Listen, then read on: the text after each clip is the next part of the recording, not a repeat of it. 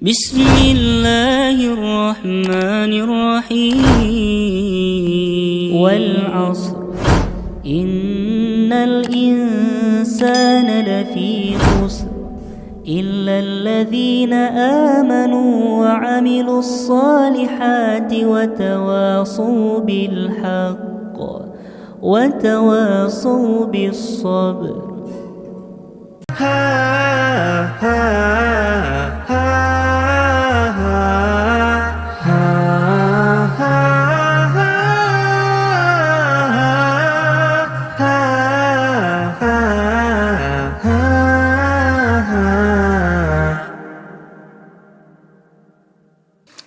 Bismillahirrahmanirrahim. Assalamualaikum warahmatullahi wabarakatuh. Alhamdulillah wassalatu wassalam ala rasulillahi amma ba'du. Pemirsa, alhamdulillah kali ini dalam sebuah program acara Kisah Teladan kita akan mengisahkan sebuah kisah yang insya Allah bisa kita teladani. Namun pemirsa yang dirahmati Allah Subhanahu wa Ta'ala, namanya manusia itu tak lepas dari namanya kesalahan, kekhilafan. Nah, makanya oleh sebab itu kita perlu belajar dari kesalahan-kesalahan, perlu belajar dari kebaikan-kebaikan orang lain. Makanya kita belajar itu dari banyak-banyak baca buku, dari kisah-kisah orang terdahulu. Contoh, kisah Fir'aun. Jangan sampai kita menjadi orang kayak Fir'aun. Fir'aun zaman sekarang, naudzubillah min zalik, ya. Dan kita harus mencontoh bagaimana keteladanan hidup para orang-orang yang terdahulu sukses. Misalkan Rasulullah SAW, kita contoh. Dan nggak hanya itu, para sahabat-sahabat yang mulia. Kita sering dengar kisah Rasulullah SAW, tapi sangat jarang kita membaca ya atau juga mendengarkan kisah dari para sahabat-sahabat Rasulullah sing mulia iku. Makanya di kesempatan kali ini saya akan menceritakan sebuah kisah teladan yang insya Allah nanti bakalan kita teladani. Nah, kisah kali ini menarik sekali ini. Di mana kata Umar bin Khattab berkaitan dengan sahabat yang bakalan kita ceritain di hari ini. Yaitu apa katanya? Sesungguhnya hari ini aku lebih mencintai dia daripada sebagian anakku. Kita tahu Umar bin Khattab itu adalah orang yang paling tegas, ya. Kemudian dia memiliki beberapa orang anak. Tapi pas jumpa di hari itu sama salah seorang sahabat yang baru aja masuk Islam, beliau mengucapkan dari lisannya itu yang tegas itu mengatakan, sesungguhnya hari ini aku lebih mencintai dia ketimbang sebagian dari anakku. Itu kata Umar bin Khattab terhadap sahabat sing mulia ini. Siapakah dia? Ini dia kisahnya. Seorang sahabat yang mulia, Umair bin Wahab. Wah, kisahnya ini dimulai dari pas selesai perang Badar. Kita tahu nih kalau pas perang Badar nih pemirsa, itu kan kaum muslimin menang kan, dimuliakan oleh Allah Subhanahu wa Ta'ala, dianugerahkan, dihadiahkan sebuah kemenangan di mana kocar-kacirnya orang-orang kafir Quraisy hanya melawan cuma 300-an kaum muslimin ketika itu. Sekitar 314 lah kalau nggak salah. Sementara orang-orang kafir Quraisy itu piro coba? 1000. Logikanya aja nih pemirsa. Logikanya aja. 1000 melawan 300. 300 harusnya Bapak punya. Tapi itulah janji Allah.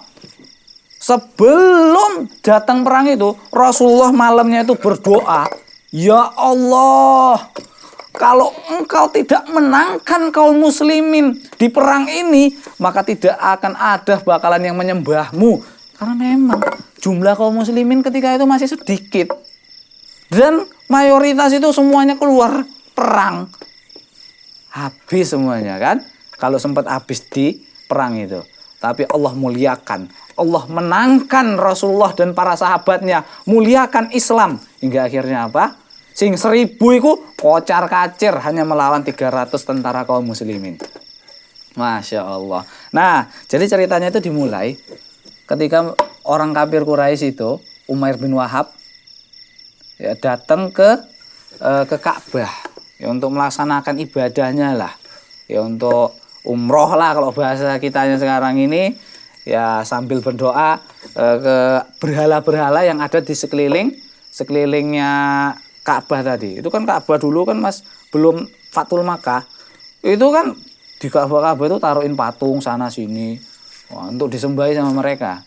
Nah, jadi Umar bin Wahab gitu dia, nelongso setelah terjadi perang Badar itu.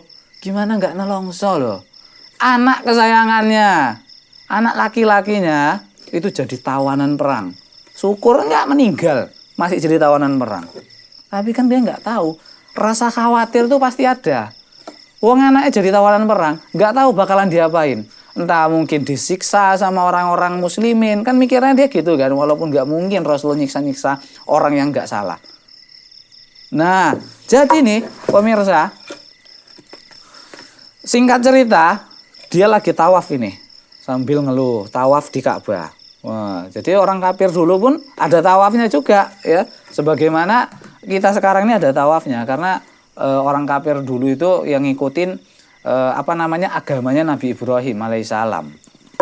Nah, jadi ketika dia keliling Ka'bah pas tawaf, pas sampai di Hijr Ismail, jumpa salah seorang pembesar Quraisy, Sofwan bin Umayyah.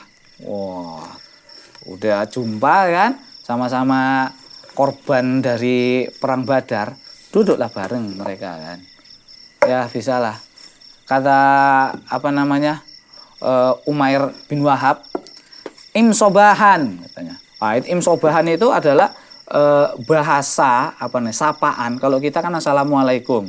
Nah, mereka imsobahan. Kata Umair bin Wahab terhadap si tadi ya Sofwan bin Umayyah. Oh, imsobahan juga dibalas juga ya. Nah, kemudian ini barulah mereka cerita nelongso gitulah. Namanya habis kalah. Sedih lah dia. Walah, aku kalah iki, kita kalah dari perang Badar sama si Muhammad nih loh. Waduh, kita hitung. Sopo ae sing wafat yo? Pulan bin Pulan. Diceritai sopo ae sing gugur. Ya gugur dalam keadaan kafir. Wah, sedih banget dah. Siapa yang jadi tawanan? Oh, si Pulan. Oh, si Pulan jadi tawanan juga. Iya. Ceritalah mereka semua. Sampai Sofwan bin Umayyah nelongso. Walah, nggak ada kebaikan lah setelah ini. Hancur kita, malu kita. 1000 orang kalah sama 300. Gimana ini? Jadi mereka nelongso ceritanya. Sampai nyeplos pernyataan dari Umar bin Wahab. Iki Sofwan iki yo. Maaf yo. Kalau enggak gara-gara utangku dan keluarga aku jadi tanggungan, aku bakalan pergi nih ke Yasrib, tak penggal kepala Muhammad, tak bunuh gitu. Punya niat kayak gitu. Niat busuk. Nah, pemirsa, apakah niat buruk dari Umar bin Wahab bakalan terjadi? Insya Allah akan kita lanjutkan kembali ceritanya setelah jeda berikut.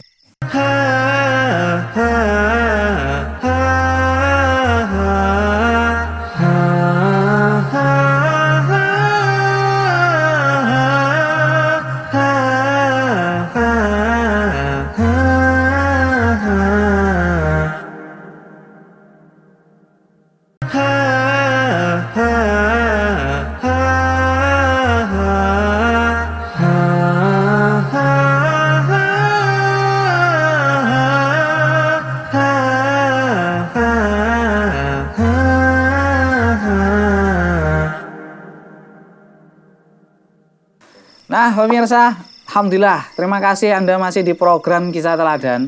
Jadi tadi kisahnya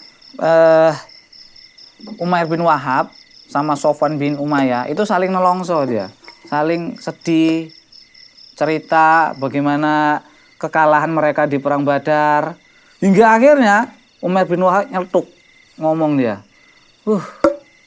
kalau nggak gara-gara utangku masih numpuk sama keluargaku yang masih bisa jadi tanggunganku, aku bakalan pergi ke Madinah untuk apa? bakalan tak penggal kepala si Muhammad. Tak bunuh si Muhammad dengan sombongnya tadi itu. Angan-angannya yang mungkin nggak bakal terjadi. Kemudian nih pemirsa, dia nyeletuk lagi. Kalau aku berangkat ke Madinah, itu bakalan nggak ada yang tahu itu. Bakalan nggak ada yang curiga. Karena anakku itu jadi tawanan bagi mereka. Ya, orang menganggap kalau aku datang ke sana itu bakalan aku mau ngelepasin atau mau nebus anakku itu. Denger di kuping Sofwan bin Umayyah. Pas kali nih, ini pas nih, pursoh nih, kesempatan ini. Mer, sini dulu Mer. Kalau kau udah punya niat kayak gitu, itu bagus Mer. Gitulah kalau bahasa kitanya. Tenang aja, masalah utang-utangmu, oke, men aku sing nanggung. Tenang aja, aku orang kaya, wong sugih aku. Tenang aja, utangmu tak tanggung. Piro, berapa banyak pun tak tanggung. Masalah keluargamu, aman nih keluargamu. Biar nafkahnya aku yang nanggung juga. Aku kaya loh. Bahkan lebih sukses lagi nanti keluargamu, bahkan lebih bagus lagi nanti kehidupannya dibandingkan hidup sama kamu. Ditawarin kayak gitu. Cocok juga nih pikir nih. Karena memang dendam membara itu yang masih ada dalam hati si Umair bin Wahab tadi. Jangan ngomong-ngomong. Nanti banyak orang dengar. Takutnya terdengar nanti. Nah, ini karena nggak ada orang nih. Cocok kita. Sepakat ya. Riko jangan ngomong-ngomong ya Kang. Gitulah kalau bahasa kita. Kamu jangan ngomong-ngomong ya sama orang-orang lain ya. Sofwan bin Umayyah ya. Aman, beres. Yang penting tugasmu selesaikan. Oke, mantap. Langsung eksekusi. Langsung Umair bin Wahab pulang ke rumah. Apa yang pertama kali dia? Langsung diasah pedangnya. Biar tak gorok nih si Muhammad, tak gorok nih. Diasah sampai tajam, sampai benar-benar tajam. Yang kira-kira sekali bacok ngelundung das. Gitulah kira-kira. Bukan hanya itu aja nih pemirsa. Bukan hanya diasah aja, melainkan diambilnya racun lagi, dilumurinya racun lagi pedangnya. Dilumuri. Ini kena sikit pun, kalau nggak ngelundung kepala, minimal busuk ini.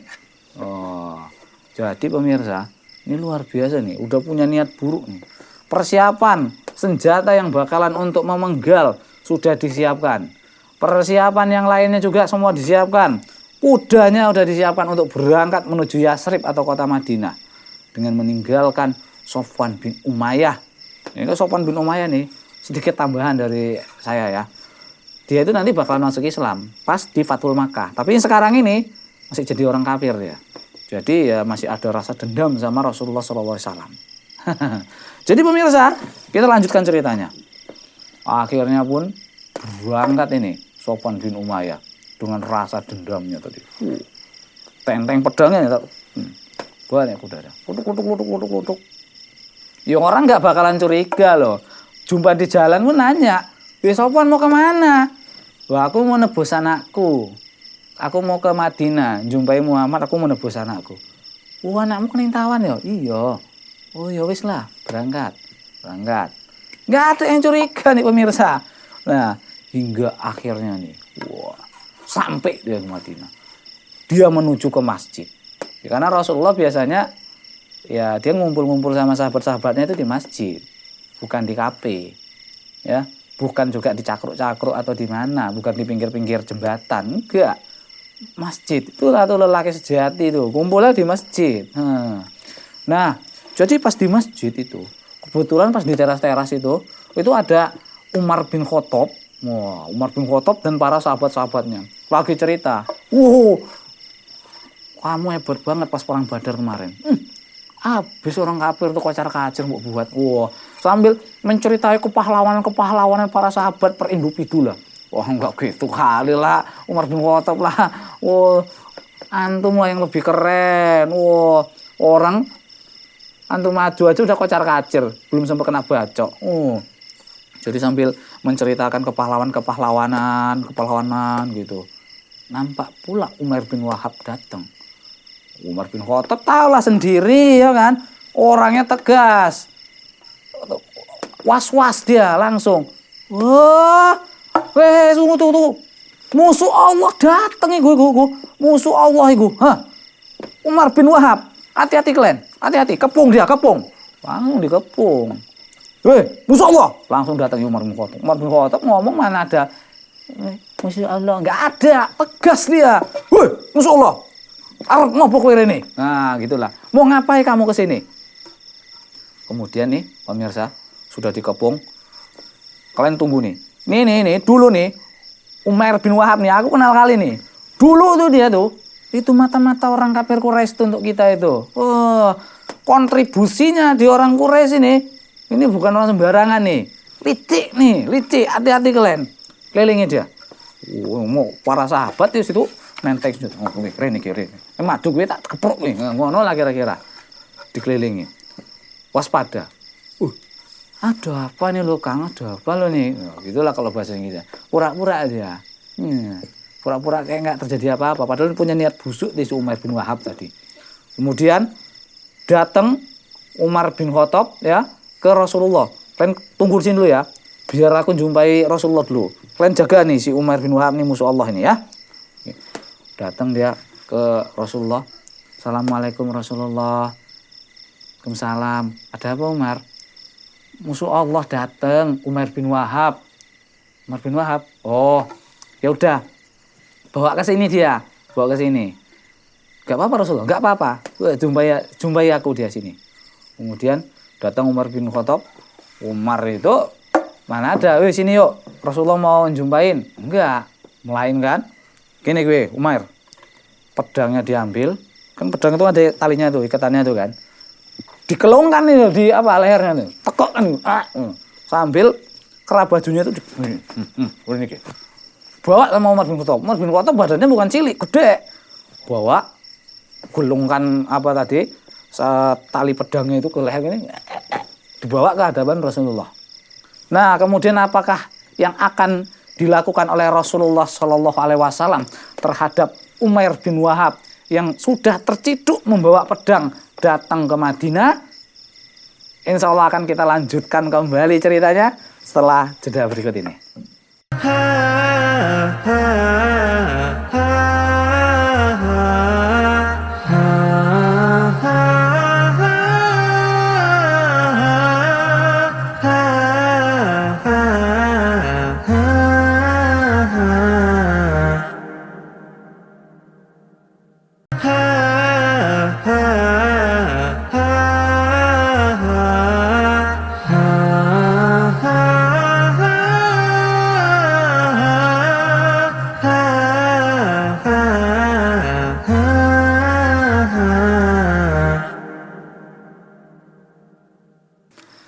Nah pemirsa, kita balik lagi di kisah teladan. Masih kita menceritakan sosok sahabat yang mulia Umar bin Wahab. Bagaimana proses masuk Islamnya dan bagaimana kelanjutan hidupnya.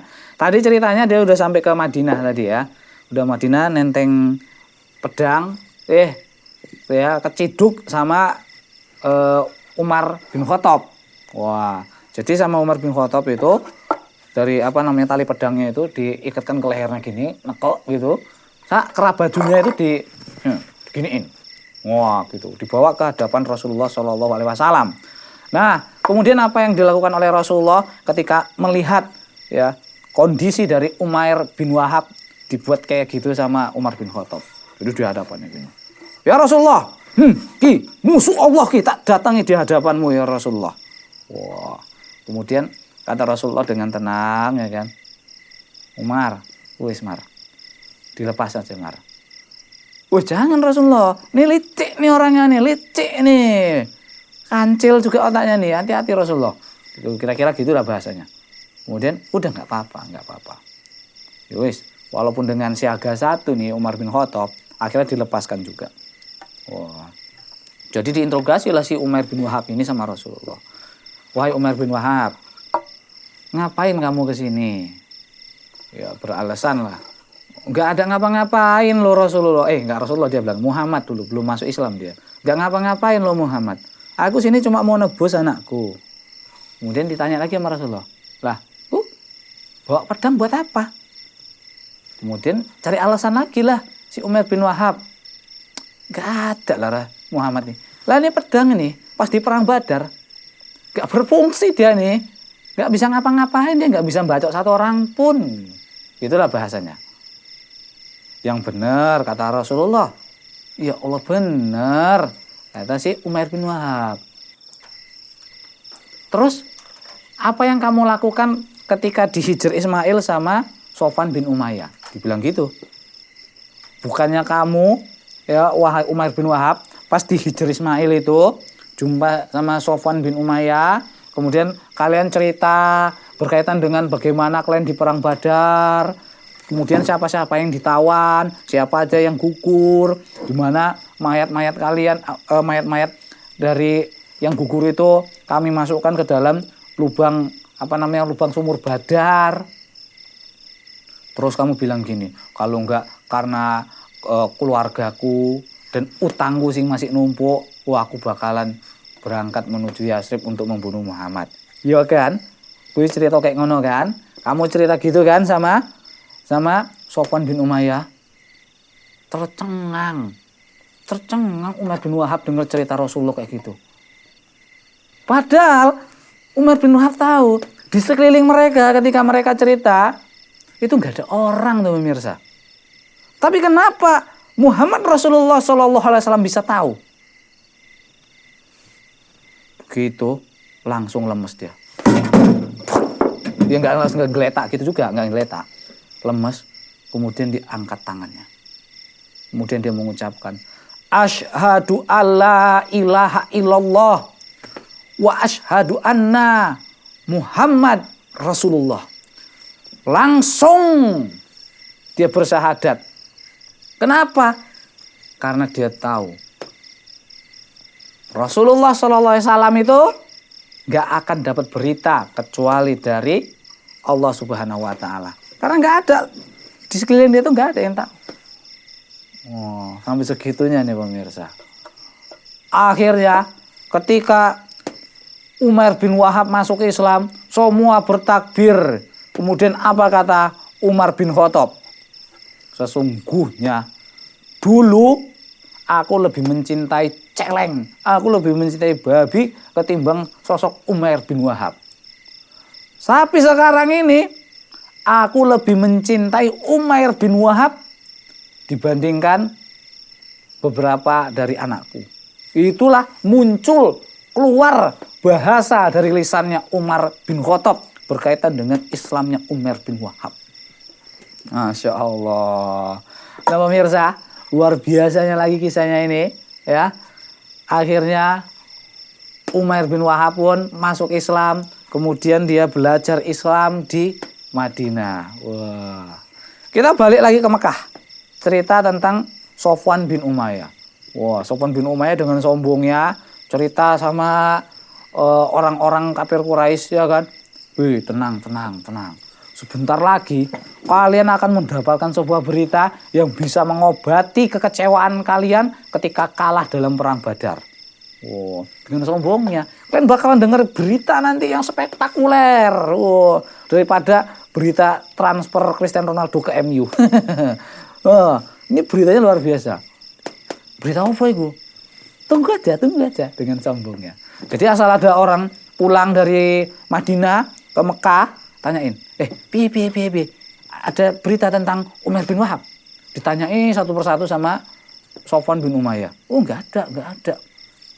Sampai tahu akhirnya ada berita yang datang dibawa oleh orang-orang pedagang yang datang dari Mekah atau dari Madinah ke Mekah. Piye, ada dengar kalian berita tentang Umar bin Wahab? Umar bin Wahab di sana lagi belajar dia masuk Islam. Kayak petir di siang bolong nyamber si Sofwan bin Umayyah. Cedwer. Wis. Enggak percaya Sofwan bin Umayyah rasanya. Kalau ternyata Umar bin Wahab yang memiliki kemarahan yang luar biasa, masa masuk Islam jadinya. Lemes langsung. Sia-sia aku gitu. Oke, kita balik lagi kisahnya ke pahlawan kita, Umar bin Wahab.